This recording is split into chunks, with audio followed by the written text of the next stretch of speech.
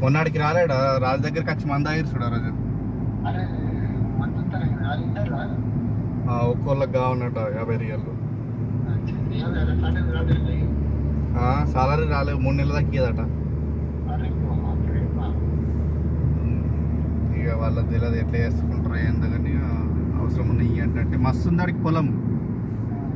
Doctor ఉండే మొన్న దాకా అయితే అవన్నీ కథలు అమ్మేసి ఇంటికి వచ్చిండాడు. ఏమైంది నేను అడి దగ్గర జీతం ఉన్నా మొన్న వచ్చేదాకా. నేను కూడా